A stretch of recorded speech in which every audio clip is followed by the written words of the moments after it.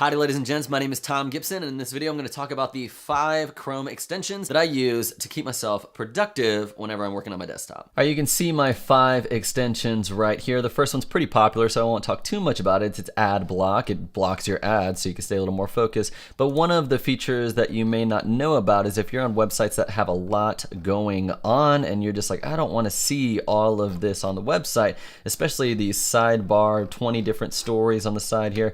If you right click on one of them and then say add block and then say block this ad, it gives you a little slider that you can increase the amount of stuff that it blocks. And so if you bring it up a little bit past the middle, it takes away a lot of the stuff on the right, and if you keep going it ends up taking away everything. So you want to just adjust it to your preference, and then this will actually save the settings for only this domain. So it's not going to cut everything out of every website, but just for something like this. The second one I want to talk about is Evernote Web Clipper. Evernote is a way to store notes and to store websites so you can see them offline. This is a recipe that I want to keep for later, and it's different than just bookmarking it because I maybe want to access it offline, or I want to access it even if the website goes down. I can say I've already made folders. I want to say, okay, put it in my food folder, tag it recipe. If I want to turn it into a simplified article so it's a little bit easier to read when I check back to it, I can do that. Or if I genuinely just want to bookmark it or save the entire page, I can do that.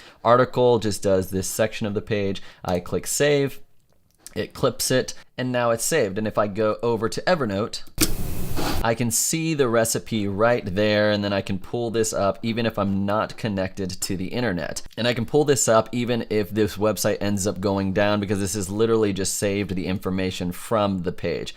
I do this with a ton of classroom ideas and recipes and really anything that I want to be able to come back to and keep organized online. These two I'm going to count as one. The official name of this one I think is like tab glue, and this one's tab scissors.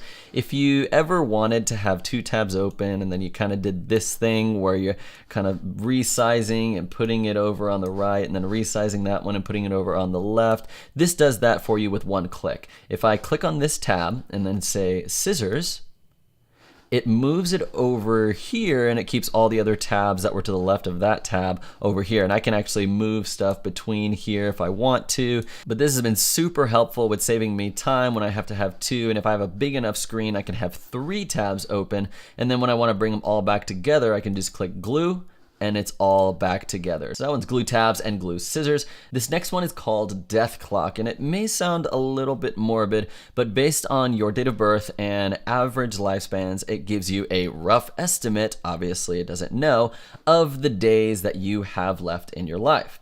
Now I have 17,000 days, maybe I could have 5 days, who knows? But this just serves as a reminder that my days are limited. I want to make them count. I don't want to waste my life away on Facebook. I don't want to waste my time doing things that have no real meaning or purpose. And so this is just a gentle reminder every time I open up a new tab. This last extension up here is called Boomerang, and I don't actually click on this one. It's an extension that affects my Gmail, and when I open up my Gmail and I want to send an email, Boomerang does 2 things. I can choose to send an email later and say what date and time I would like to send that email, which is really helpful for me because sometimes I want to send an email to some students to remind them that they have to come to office hours that day, but I want that email to go to them in the morning, but I'll send it maybe a few days before and send out all of them at once, and then just schedule them to go out to the morning that I want those students to come to office hours, so I don't have to remember to do it on those days. But the other feature that it has is if I send an email to a student or anybody, I can choose to say boomerang this, meaning bring it back to my inbox in 2 days if there's no reply, or in 1 week, or in 1 month, or whatever time period. And I can also change these. If they don't open it, boomerang it back to my inbox. If they have not clicked it, bring it back into my inbox. I haven't used that feature as much as the send later feature, but it is really useful for those emails that you really want to stay on top of to make sure they get replied to. The free version of Boomerang, you only get 10 boomerangs, meaning only 10 emails that you can either send later or have returned to your inbox a month, and then it refills after every month. But I've really needed more than 10 a month for the things that I use it for. So to add these extensions, you can just search Chrome extensions, and then the top result will likely be the Chrome Web Store, and then you can search them right here. I believe those were the middle ones were tab scissors, is that right?